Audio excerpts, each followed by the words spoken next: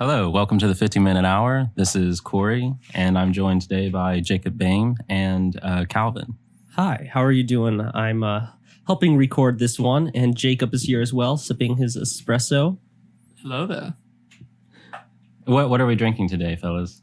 We've got espresso coffee with frothed, is it half and half? No, it's just milk. Just milk. It's very good, though. It has omega-3 fatty acids in it, though, so you're getting that fish protein. And then we also have coffee, just normal Peet's coffee through a French press. Peet's coffee being the local Lexington varietal, so quite good. Bit of acerbic, but the bite's what gives you motivation in life. So I like it. It's good. Yeah. So why don't you tell us a little bit about who you are and what you hope to achieve doing this podcast, why you decided to sit down and record today? So I'm Cory. I live in Lexington, Kentucky. I was born here. Several people told me I should do a podcast before. I've done podcasts with friends before, but I've never really done a solo podcast. And I think it was actually your brother, Calvin, who said I should just go ahead and do one. So he hit you up because you have experience with this whole science. So now we're here today. I was educated in New York City. I lived in Queens, Brooklyn, and Manhattan. And for a total of 5 years, all between all three of those. And I studied philosophy and psychoanalysis at the New School for Social Research, which is of the Frankfurt School tradition, the Marxist, far leftist tradition, of which I am not. But there were certain advantages to being in that environment, believe it or not, compared to other liberal sort of ideologies that are dominating campuses nowadays. Anyhow, I'm particularly interested in esoterica, the occult, theology, general religious studies. I'm more trained in theology dealing with Eastern Orthodoxy and Catholicism, but I sort of dabble in comparative religious studies in general.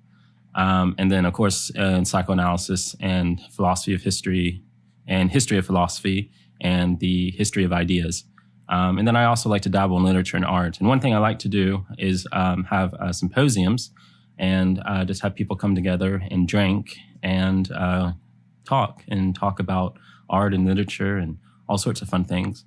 And at the moment, I actually got the Orthodox Church I attend to start a little Freud class. We were doing a Dante class, but now we're doing a Freud class. And through various means of conniving, I was even able to get them to help fund the book. So I feel like quite the Jesuit right now.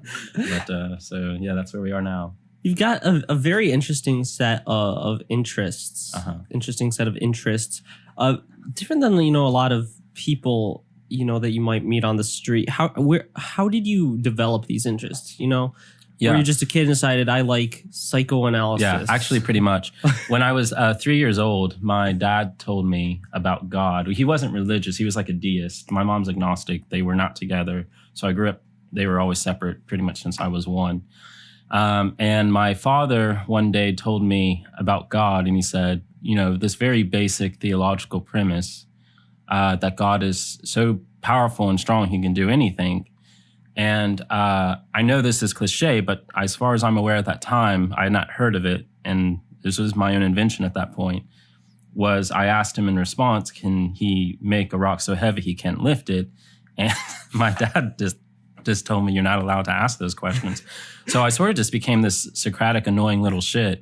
And I just went around asking people the sorts of questions that I thought you weren't allowed to ask. And my teachers, some of them like this and some of them complained to my parents about it. And I'm sure I was annoying, but that habit sort of developed. And I remember I had a moderate chronic insomnia in the early years of my high school education. I lived near downtown Lexington, and I would just go around talking to homeless people or drunk college students walking around the streets. And I would ask them these sorts of questions. I was probably had about a 60% success rate as far as actually getting them to engage. But when I did, I actually found some pretty enlightening ideas about things, especially like the drunk hipster college students always had some fun things to do. And that's kind of how I developed that attitude in general. I just never really kind of... I always had this need to, I guess from a very early age, I was put off by people's complacency, even otherwise intellectually motivated people. They had a certain complacency of not questioning ideas that they just assumed were false. And so I've always had this complex where whatever idea I held, I had to live it to its most Dionysian, in the Nietzschean sense, like in Birth of Tragedy, the most Dionysian extent, where I had to follow it at its fullest capacity in the most extreme form, because I think it's in the Dionysian that you find the greatest flaws and strengths of something. And this also means really actually engaging with ideas that are maybe or supposedly or even likely antagonistic to the ideas I hold. And I always try to see the other person's arguments from their point of view as best as I can. And the virtue I really strive for and the one I value in other people is intellectual honesty, by which I mean actually following your ideas to the logical conclusion, which in general has actually made me more or less a skeptic. I really don't believe in anything. I'm not a nihilist, but because that would be itself a sort of affirmation of a negation. But in the sense that I follow through in certain rituals inevitably because you have to, unless you want to just live in a cave and die from starvation, in like a Pyrrhic sort of sense.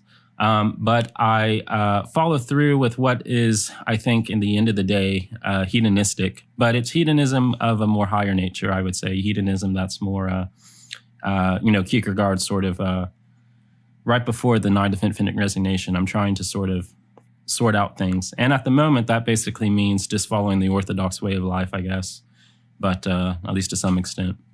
So one question that, may seem silly, but I think actually several people at home might be wondering now that you have obviously a lot more education than you had when you were 3, do you have an answer to the question you originally asked your dad? Could God make a rock that he couldn't lift? Yeah, there's several ways you could go about that if you really wanted to. I don't think they're very interesting. There's a scholastic answer, which would more or less be that it's a false question. It's a nonsensical question, like, can God make a triangle with 4 sides?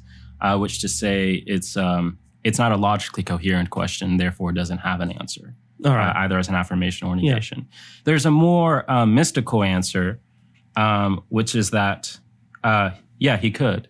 And what that means, it doesn't necessarily have any, how would I say, stratified reality in the human mind, but he just could. Okay, all right. And then if you say, well, so then there's a rock too heavy, couldn't lift it. Well, then we would say, well, no. And you would say yes and no simultaneously and just be fine with it. and that's sort of like a Buddhist koan sort of thing. It breaks the mind. All right. And so like there's a more vestigial or I guess plebeian way of looking at this, which is just like, oh, it's a paradox. And then there's a more initiatory way of looking at it, which is that this is something that with enough contemplation breaks your mind so you can actually begin to handle the more complex mysteries. All right. Now, you talk about just going on the street and asking homeless people or drunk people questions. Uh-huh. I find that interesting because a lot of people, they don't talk to strangers. You think of how many people you meet and talk to in your life and how many people there are. Do you think more people should just talk to strangers, homeless people, drunk people on the street? Do you think there's a lot we can learn from people that we might not in normal life even cross paths with? And how would you recommend someone doing that? Yeah, so I will say I've had much more success in Lexington than other cities I've lived in. New York City, Phoenix, Asheville, North Carolina. And why do you think that is? I'll get back to that. I'll get back to that later. That's a bit of a bombshell. For now, I'll say that there's a certain strategy to it. I remember when I was like 15, I had read Zen in the Art of Motorcycle Maintenance, and as a response, I wrote Zen in the Art of Frat Boy Engagement. which was sort of like a philosophical guide on how to go about this. Lexington was called Athens of the West before we took on the name Horse Capital of the World, which like 11 cities in the world have. So I really think we should go back to Athens of the West. But the reason is because Lexington has a certain congeniality, a friendliness, which is common to Southern culture. At the same time, we have a lot of like Yankee invasion, carpetbaggers coming in. We also have 2 universities, and we have a bit of like a hipster artsy culture, especially since Jim Gray. And what that is like you have this combination of people who are just bored enough, but also just intellectually stimulated enough to follow you through on an invitation, whether to discussion or even to come over to some random person's house and sip wine and talk about, Socrates or whatever, I guess. And so there's that aspect. And then, of course, there's the catacombs, which some have speculated that is actually a Nephilim capital. that Lexington was built over, and that the bones from which the necrotic energies were used by ancient pagans to, like in the Book of Enoch, where the virgins are unified energetically with the demons to produce the Nephilim offspring, and that those bones contain a certain power in it. Well, that power would be seeping in the water supply, or who knows what else, and getting into the Lexingtonian zeitgeist and causing this sort of a modern agora effect where you can just kind of be in the street and talk to people. I will say in the past 10 years that has gone down. I don't think as much as in my insomnia days it's as active as it is now, or I've just been less fortunate. But it's still better than some other locations you've definitely, been in. Yeah. Recently. I mean, New York City's mostly posers and people with sticks up their ass and assholes. And then Ashland is even more poserish, but more than anything, they're just very flaky. Ashland, Kentucky? Sorry, Asheville. Thank you. Asheville. Okay. Asheville, North Carolina. Which has similarities to Lexington, but overall it's much more of a show. Lexington's actually real. There's a, real recognizes real, and there's a certain realness to the people in Lexington. What's the most interesting or real experience you had talking to a random stranger on the street at these late nights? Is there one that like sticks out vividly as really eye-opening, or were they all just kind of interesting? I don't necessarily remember them all.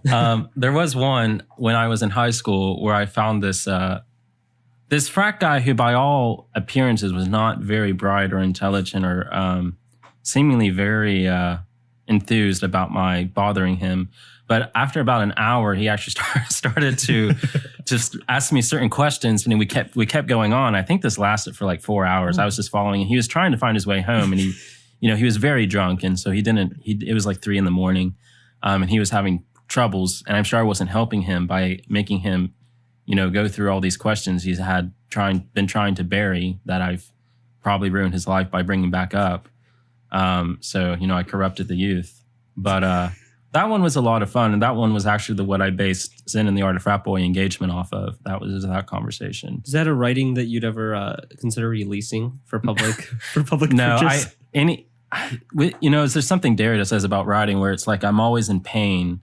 I think the modern word for it is cringe. When you look at a piece of writing from, even a day ago, I'm very perfectionistic. So I think when I'm like 60, I'll publish something, but on something simple like pipe smoking or how to host a symposium. I would always feel very embarrassed to say anything about ultimate truths of reality and put it into writing. I'm very much with Socrates, Lao Tzu, and all this. Like when you write something, you become a fool, but not even a fool in like the dignified sense. You become a fool in the sense like no one's going to actually understand what you meant when you write, and people are just going to misinterpret you.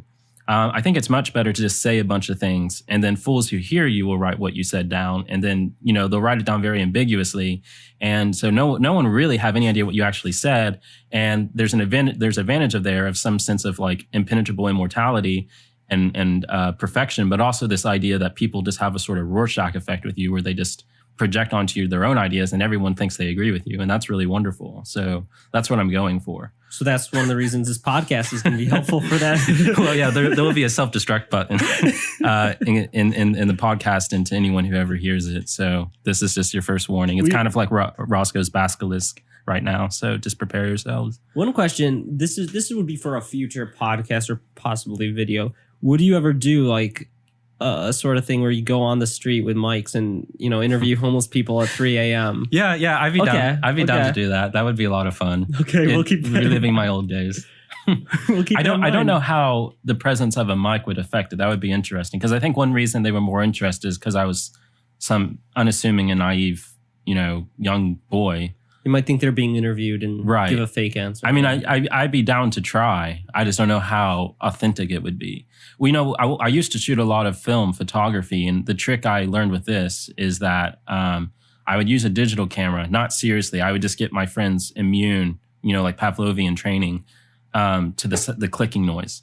And once they became immune to it, then I could actually get out my film camera and do serious work, because that was when they weren't even aware of the fact I was really taking pictures. I mean, semi-consciously they were, but the consciousness of my taking a picture had been relegated to a less conscious part of their mind, to where I had a certain higher level of authenticity in their everyday engagements.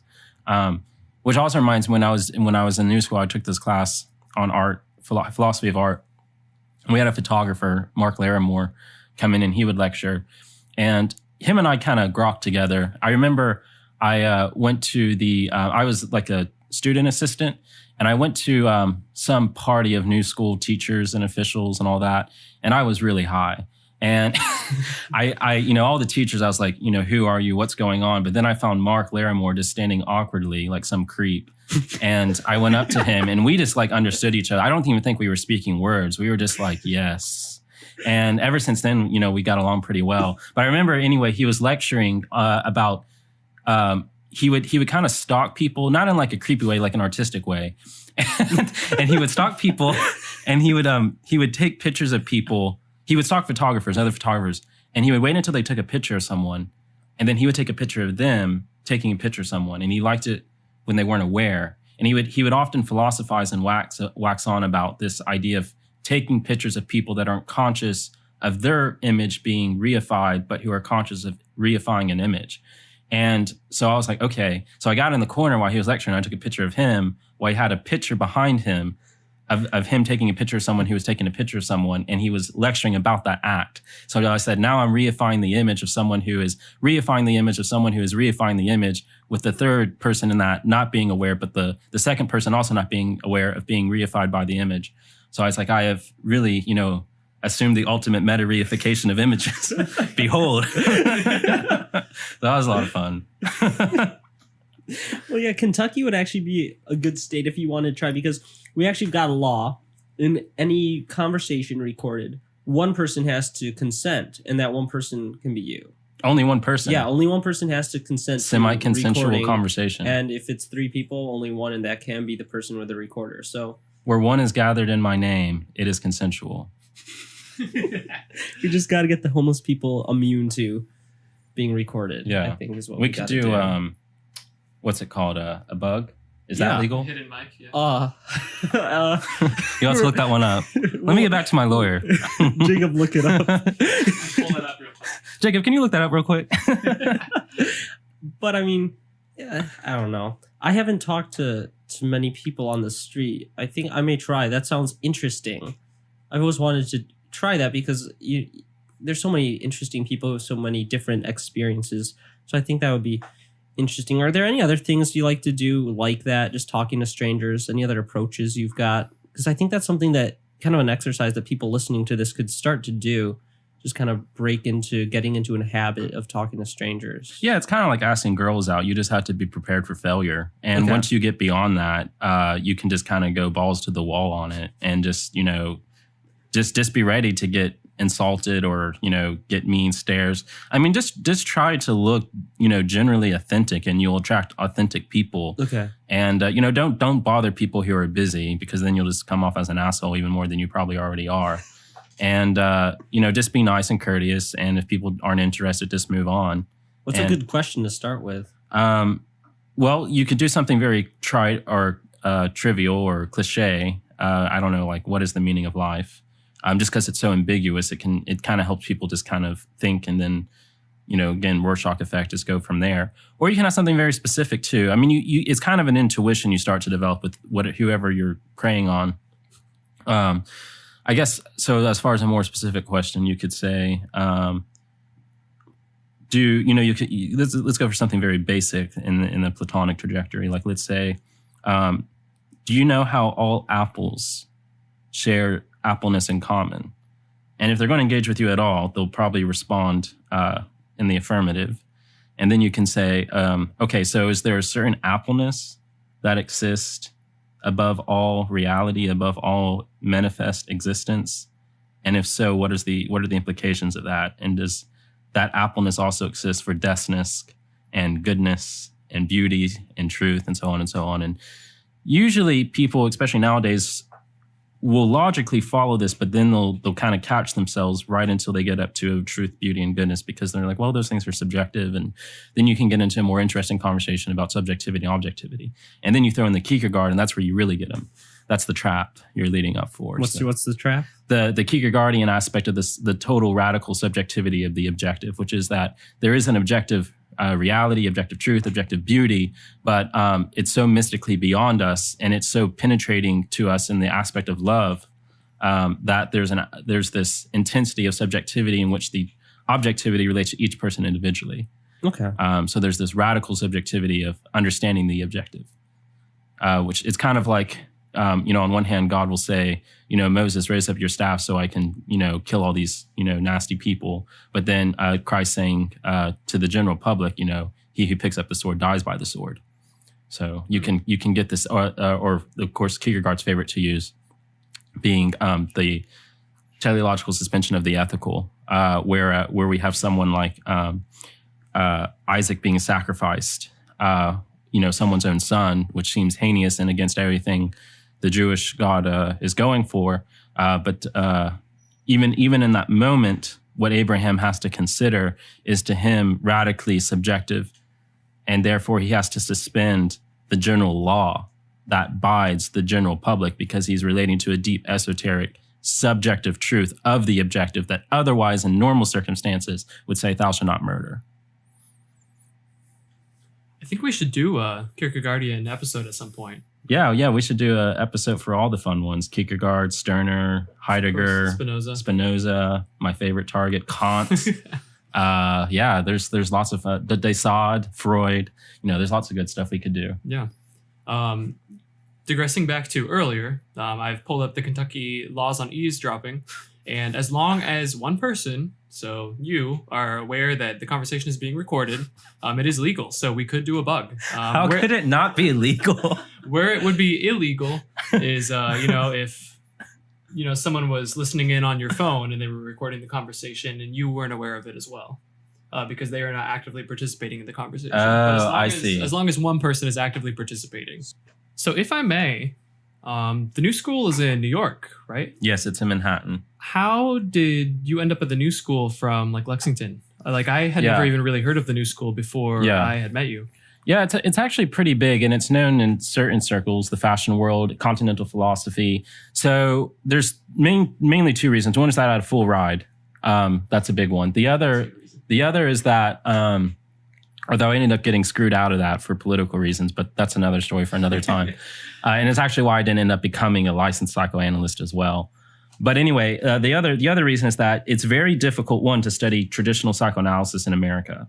The typical response that most Americans have been trained, conditioned to say is like, well, isn't that disproven? Isn't it pseudoscience? Well, the funny thing is, if you go to South America or Europe, psychologists there don't treat it that way, which just goes to show how little much of a science psychology actually is, and two, how much the supposed science of psychology is actually mostly influenced by economic and material interests, namely what is funded in the general metaphysical tradition of the country you're in. America's being Puritanism, which doesn't want to look deep inside of itself and want to avoid all the nasty dark parts of us. So people just take pills and stop questioning.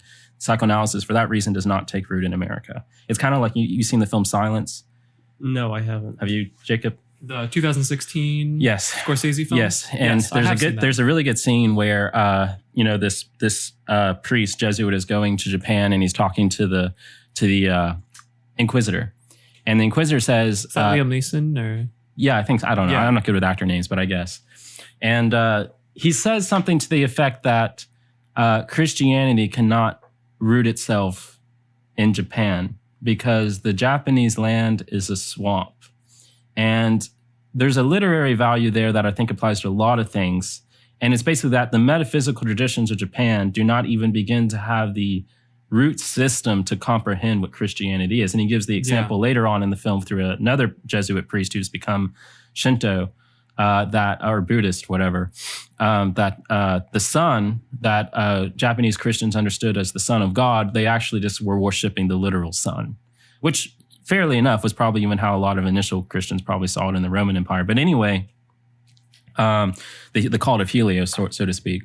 But anyway, Sol Invictus. Yes, isn't it? Yeah. Yes, and which is just the Romanization of the Apollonian Helian cults. But in that respect too, the metaphysical traditions of America, which is to say Masonry, and it's not a Christian nation; it's a Masonic Puritan nation. People need to get that right. It's like, well, both sides of that debate are wrong. It's not non-religious, and it's not a secular nation. It's not a Christian nation. It's a Masonic Puritan cult. And by cult, I don't mean that in a necessarily negative sense. I just mean in the sense of the worship of a specific thing.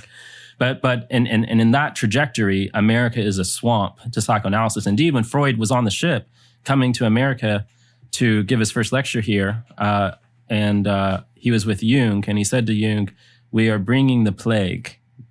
And if you see the film, I can't remember which one. Maybe it's a Strange Method. There's a really good scene. It's very subtle. And I don't know if this was intentional on the director, but it's this scene where Freud is telling this to Jung on the ship, and he's smoking a really long cigar, and the ship is moving very slowly as they dock into New York. And you see the Statue of Liberty, and as the ship is moving, Freud's cigar is going right into the uterus of the Statue of Liberty, which is a brilliant poetic statement. And as he's saying this to Jung, I don't know if that was intentional, but it's an otherwise not very good film. It's a very brilliant little piece of poetry. But so yes, we are bringing them the plague of the poisoned phallus that is extending out of the words of Freud.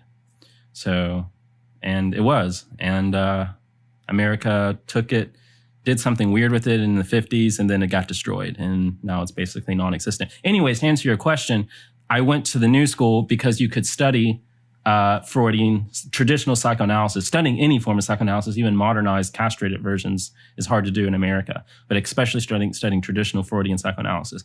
And I also got to be analyzed by a traditional, 100% Freudian psychoanalyst who was crazy, which is the way I like it. You don't trust a skinny chef, you don't trust a sane analyst.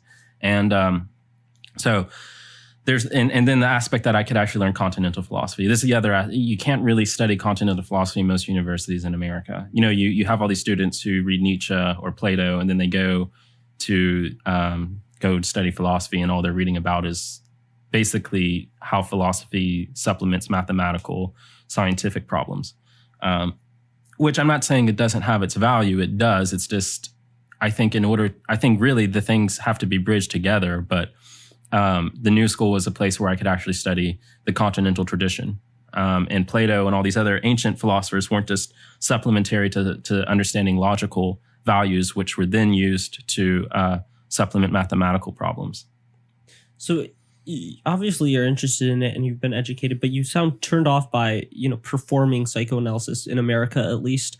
Would you ever consider doing it if you lived in a different country where it was more accepted or funded? I'm not turned off from being a psychoanalyst. It's more so a practical problem. Okay. I'm turned off by academia, certainly. The problem with psychoanalysis is that there's a very strict licensing system in America, and even in other countries, but especially America, it's very strict. And as soon as I graduated from the psychoanalytic program, the place where you get the license in Kentucky, which was in Louisville, to be a psychoanalyst in Kentucky, shut down. Now, theoretically, I could still be a psychoanalyst.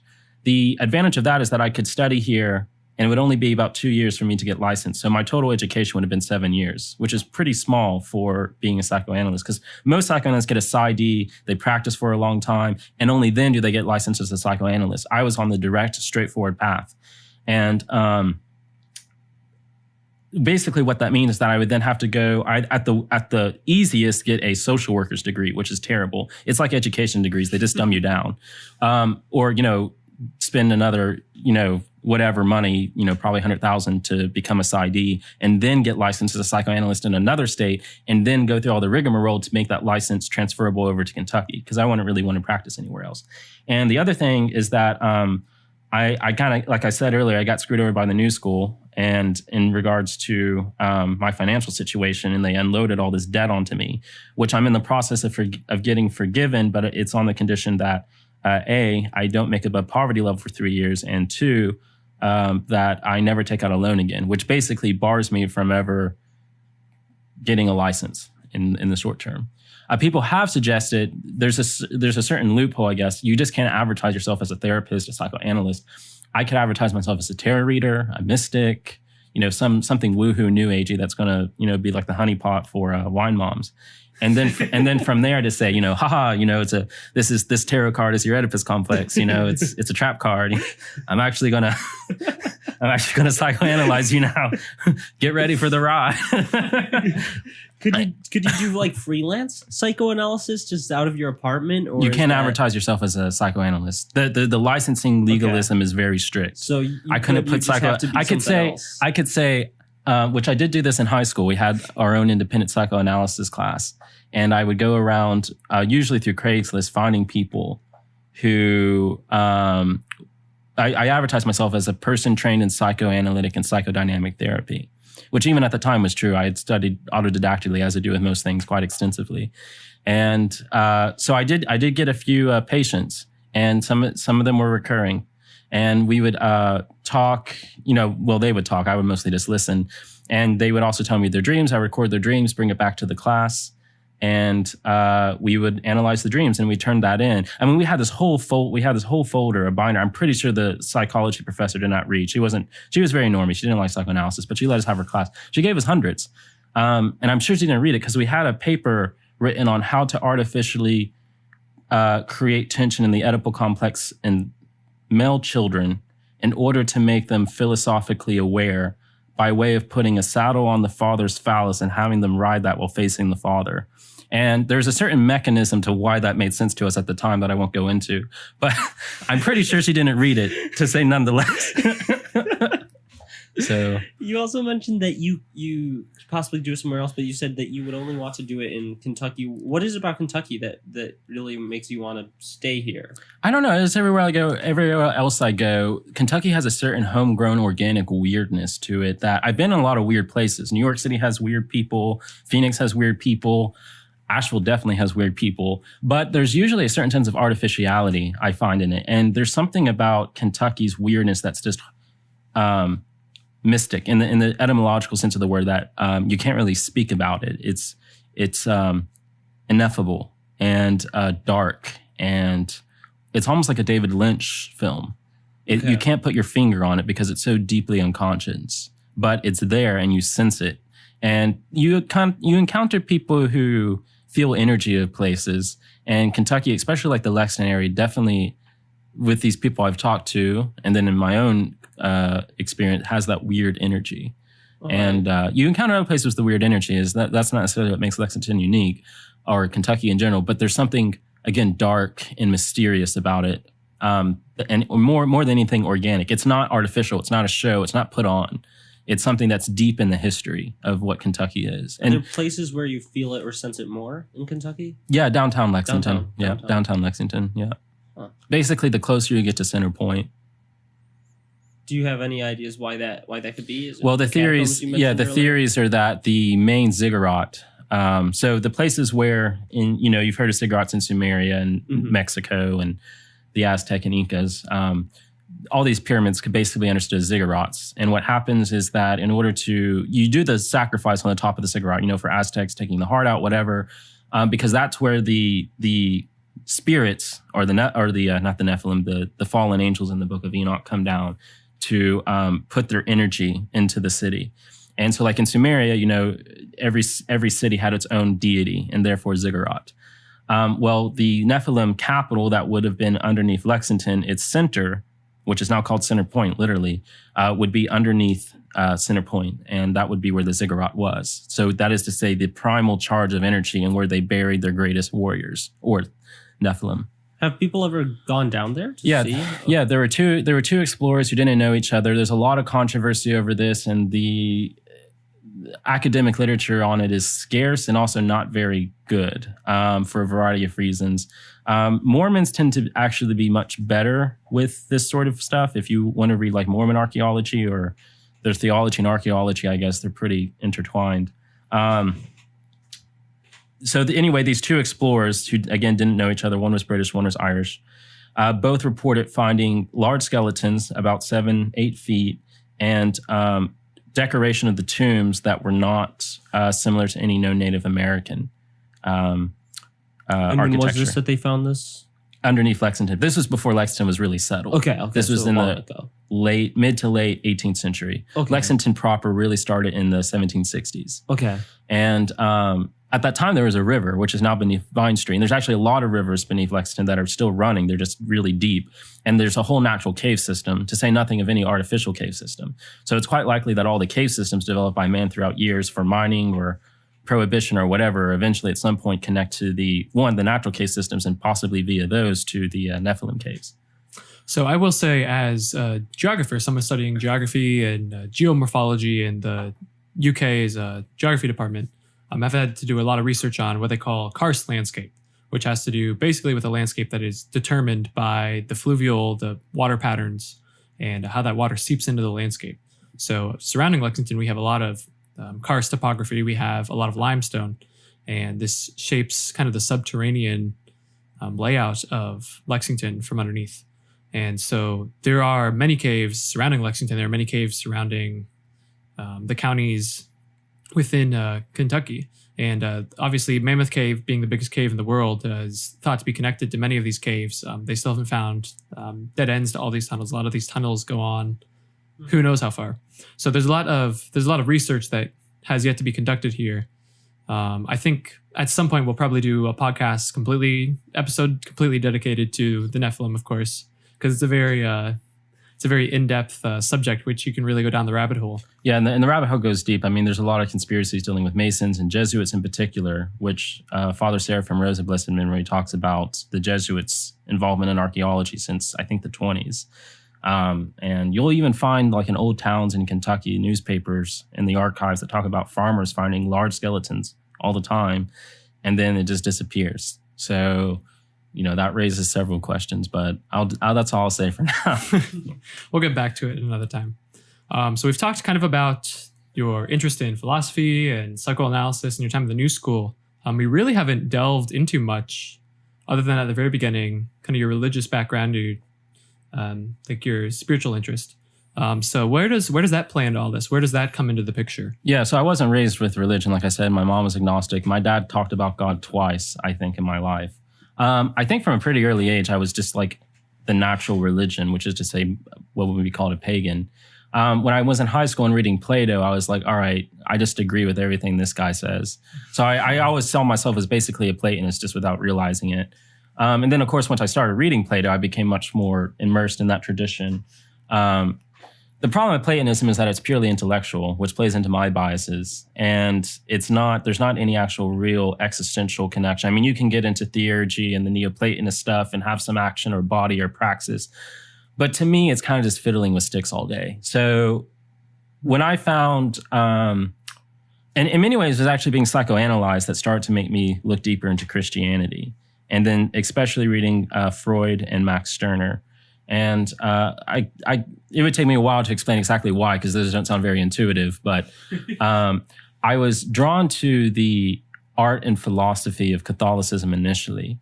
Although after I started going to a Catholic church and then even being baptized in a Catholic church, I started to become disillusioned with the more scholastic aspects of it, which then naturally led me into orthodoxy. Now, I will say it's difficult for me even now to say I am really Catholic or Orthodox or whatever, even Christian. I am very immersed and dedicated to the theology and the culture that it produces. And intellectually, there's a sense in which I do believe it. But as far as whether or not I actually believe it deep down, I don't really know. Again, I tend to be pretty skeptical about things by nature. But if I was saying from a purely pragmatic point of view, I would say it's the closest thing I can find to something like organized Platonism. So I operate in this weird epistemological world where I believe, or entertain might be a better way to put it, entertain contradictory, paradoxical ideas simultaneously. I can say in one sense I'm an atheist and say in one sense I'm a Christian or a Platonist. And I kind of like it that way because it actually makes it easier to talk with people of whatever background. I can get along with atheists or agnostics or occultists or whatever because I can look from their point of view without sort of disrupting my own. Yeah. So what elements of atheism are you? Because do you believe in God? Yeah. So by atheism, I mean in a very simple sense, which is to say this existential immediacy where there's not any sense of God. Now, again, intellectually, I believe in God. I think it's difficult to trick oneself out of that on a purely intellectual, philosophical basis. But of course, as any Orthodox, monk would tell you, or at least any one worth their salt, I guess, or immersed in the patristic tradition, the philosophical and intellectual is not really where it is. It's in the heart. And the problem is, especially for a modern man, especially one of intellectual bent, getting the mind into the heart. That's all what hesychasm is, the prayer of the heart, of enmeshing the mind into the heart, and making them in union, as it was with Adam before the fall. for a variety of reasons now, people's heart and mind are very distant. And I'm a particular case of that. I really have very little access to my heart. I think I access it most in my relations to other people, though, especially when I'm doing things like a symposium. But for the most part, again, I have to balance out with this brash, in a Winnicott sense, false self of my intellectual side that I have to operate from. And I also just take a certain, not Calvinist, but I should say, what's the word? A heavy dependence on the grace of God from a Christian theological standpoint, which is that, to quote somewhere in the New Testament, I can't think of where, it says, unless God build the house, the workers work in vain, labor in vain. The meaning of which could be understood in this situation that no matter how hard you try to force yourself into Pascal's wager, it's ultimately God's grace that makes you have faith. Faith is not something you force on yourself. So in that sense, I kind of just have to trust God or the mystical force or whatever you want to call it to initiate me into that. And in the moment, I'm just playing the act until then. Very interesting. Okay. You also mentioned, I think you have a lot of monastic background and your understanding and intellectual understanding of the faith. You spent time at a monastery at one point, correct? Yeah, several monasteries. I was living at a Catholic monastery that is actually very nice called Clear Creek in Oklahoma. And I was there for a total of 2 months, not consecutively. I think most consecutively I was there for a month. There's a really nice village around it, some Orthodox Protestants, mostly Catholics, of course, that are kind of just like pseudo-Amish. And I don't mean that in a negative way. I just mean in the sense like they're pretty close to being Amish, but they're traditional Christian, right? I guess I don't want to say traditional Christian in a sense disparaging to Amish, because I actually have a lot of respect for the Amish. If I was a Protestant, I'd probably be Amish. But I guess what I mean in the sense of being grounded in the patristic tradition at least a bit more. Anyway, so I was there. I spent some time in a monastery in New Jersey, but it was very degenerate.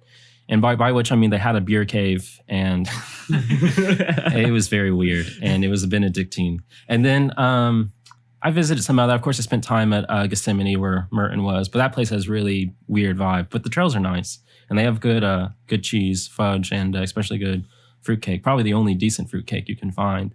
And then I spent about half a year at Holy Cross Hermitage in West Virginia. And I still visit there a lot. I just got back from a visit. So I am particularly interested in monastic tradition because I think that's the most straightforward way to getting, which is my particular problem, getting the mind into the heart. And it's much more difficult, not impossible, just much more difficult to do that if you're in the world. Or even if it's at all doable, it's probably not something you really do until the next life in a series of purgations. And for this reason, I really like Origen, because Origen kind of gives me the most hope, which is to say, well, if hell for Origen teleologically is purgational. So hell and purgatory are more or less the same thing for Origen. Now, that doesn't say that, it's not extremely displeasing. It is. And it might take really, really long, but eventually whatever faults you have in this life that prevent you from being able to attain theosis are worked out in fear and trembling as gold through fire in the fires of Hades. And for the listeners who aren't Orthodox or may not be familiar with the term like theosis, could you summarize that real fast? That's just us borrowing Greeks. We like to steal from the Greeks a lot. Basically, it's the process of becoming God. So one thing the Romans really took in this was making their emperors gods, apotheosis, being raised up to God. And then the tradition we have is that the energies of God, the divine light, which Simeon says, unless you see the divine light, you cannot be saved. St. Simeon, the new theologian, who's my favorite. And might not be in this life, right? The fires of hell, in a certain sense, is the divine light. So you might have to wait until you're dead to see it. But in either case, the divine light is what energizes you into the radiance of the light of God. And through that process, you attain theosis up to the point that the saints in heaven, according to the fathers, are indistinguishable to the angels from God himself. So it doesn't sound like you believe in the classic, like if you're good and believe in God, you go to heaven. And if you don't believe in God, you just instantly go to hell when you die forever. Would you say you're differ from that? I'm not really committed to one or the other. I could see Calvinism being the case, which would be terrible, but who knows? No offense to your namesake, but I mean, I think obviously pretty much every religion in its most exoteric form basically says that in some sense. And so I think there's a truth to it. It's just very complicated. Okay. I think that good actions are not meaningless, but I would say they're more superficial than most people realize. And I think the trouble with this is that people start thinking that their good actions are who they are. When our heart is so dark, we don't even know its actual intentions. It's not to say good intentions and good actions don't deify you. It's just, it's not something you should rely on because you really don't know what your actual intentions are. Okay. And not only not judging yourself, not judging others. I mean, for me, that's really the core tenet that makes Christianity unique, is this aspect of the unknowingness of the heart and why you can't really judge other people. And I think that's a very good quality. From a purely psychological, pragmatic point of view, I think that's a very good attitude to have. I think even in other religious traditions, you'll notice people come to this point as well. But Christianity is the most exoteric about it. This idea of suspension of judgment, which, you know, being a Stoic, I love. So you should always suspend judgment. Of course, obviously, pragmatically in everyday life, we have to use judgment to navigate things. But I mean, a sense of having ultimate judgment. That's what repelled me in my childhood from people who were so certain of what they believed in. And that is not something I like. I like always having an openness. Okay. But also, you know, having the labyrinth drawn out to the point where you know the barriers of what seems to be reality. Yeah. So that makes some sense to me. Obviously not as much to you. But before we leave, because we're nearing the end of the 50-minute hour, I had a couple of questions about the monastery, because a lot of people know what a monastery is. They know that monks live there. But I mean, I don't even know, what is the day in the life when you're living in a monastery? You wake up at what time? What do you do? Yeah. It varies from one monastery to another. Orthodox monasteries tend to be much more consistent. Catholics have like their own like subscription clubs, basically. So it's like you have the Jesuits, the Benedictines, then you have like special classes too. So it's like you can become a mage, but then you can become a sorcerer. You know, so you have what is it? The one Aquinas was a Dominican, but then you also have the Norbertines, the special Dominicans. Yeah. So there's that, and that's a whole rigmarole. Orthodox is much more simple. There's basically one or two standard rules. Interestingly, the abbot at Holy Cross was a traditional Catholic Benedictine monk. So he's very influenced by St. Benedict, who is an Orthodox saint. We just don't talk about him very much. And he's awesome. I love St. Benedict. But anyway, so he's a bit more influenced by that. Like, for instance, if you go to Holy Cross, if you go to the Compline service, you'll hear a hymn that is pre-schism, but generally you'll only hear in traditional Catholic monasteries, which is the hymn to Mary. I'm not going to sing it. I won't do it justice. But it's probably one of the few Orthodox monasteries you'll hear this. So anyway, there's that background. And this monastery is very labor intensive. Okay. Which is partially why I left, because I ended up having a disability and makes it very difficult for me to function there on a physical level. But basically, it's lots of farm work. You wake up at 4 a.m., you do your hour of morning prayer. Then you have services. You have services about 7 times a day. During Lent and Clean Week, you'll be in church for about 10 hours a day. You have a meal in Lent once a day every 24 hours. No snacking or side food. So that part can get intense. But that even isn't the hardest part. The hardest part for me was really the physical aspect, like how tired I was all the time and how sleep deprived I was, because I already have sleeping problems. And, you know, going to bed at like 9 or 10 and waking up at 4 didn't help. And I was also living in the guest house, so I had to walk really far every time. And then also just being able to relate to your brothers, because that's kind of, the brother is your salvation, especially in the monastery. That is where your salvation is kept. Our monastery is particularly focused on Abba Dorotheos, or Abba Dorito, as I like to call him, who is a saint who talks about the ABCs of monasticism. And then we also focused a lot on the Obstinate Elders, which was a monastery that seemed to have just poured out a special grace right around the time before the communist revolution in Russia. And they had these plethora of saints that just popped up all of a sudden in this wonderful flower of patristic wisdom for a very practical, everyday, the sort of monastic life you're going to get in the end times, which we're probably in now, the Kali Yuga, whatever you want to call it. So it's sort of very pragmatic, down to earth. no high woohoo mysticisms going on there, at least not in any visible way. We have a Japanese monk who doesn't talk, and some people think he can read your mind, but I hope not.